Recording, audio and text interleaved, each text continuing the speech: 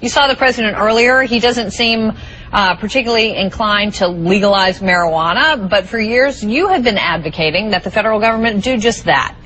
Make your case. Well, I think the war on drugs in general is just a total disaster. We spend $40 billion a year, and all it does is it enhances the drug dealers. I mean, prohibition for alcohol was a disaster, and now we've done the same thing over and over again. You're only talking about going back to 1937. You know, prior to 1937, the federal government wasn't involved. That was when the first tax was placed on it.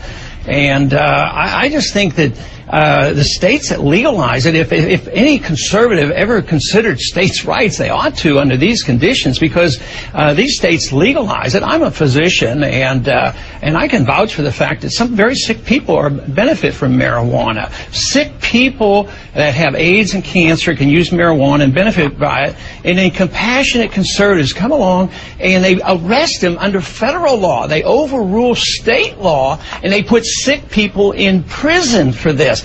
It makes no sense, and I don't know why we should be such strong supporters of Roosevelt's position to go ahead and tax and then eventually lead to making it illegal. It doesn't make a whole lot of sense. I believe in a free society and making freedom of choice. All right, let me get... I know you've held the view on decriminalization. Why, and how do you support it, and how do you defend it against parents who are so concerned? Well, it's simple. You either read and study history or you're destined to repeat it, Geraldo. We're repeating it.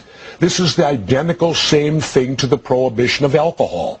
The minute alcohol was prohibited, that's what created all these border towns like Tijuana, Nuevo Laredo, and all these towns, Nogales, where they're having all the trouble, because all the U.S. people that wanted to drink in those days ran across the border and drank in Mexico. Well, that brought the prostitution. It brought the other behavioral problems down there. The simple thing is this: when you prohibit something, it doesn't mean it's going away. It just means it's going to be run by criminals now, because it's not above board. Well, the criminals eventually get so wealthy, they become more powerful than the government, which is a great deal of what's happening in Mexico right now. They have more guns, I might add. They get them from the U.S. because it's illegal to own a gun in Mexico. They got the guns, they got the power, they got the money. By decriminalizing, they're out of business. They have to find something new. It's not rocket scientists, Geraldo. It just takes politicians with some courage. Politicians who aren't afraid of, who aren't worried about jeopardizing their reelection and simply do what's right. Decriminalization is the way out of this. And for parents who are worried about it, parent. And that'll be the answer to the problem. I'll put it this way. Are people getting shot over alcohol and tobacco? Not anymore. And yet both of those drugs are worse than marijuana. I've never met someone who smokes pot and goes home and beats their wife up. I've met a lot of people that drink and do that. And I myself was an addict to Copenhagen, chewing tobacco. One of the most difficult things I ever quit in my life. Well, marijuana's not addictive.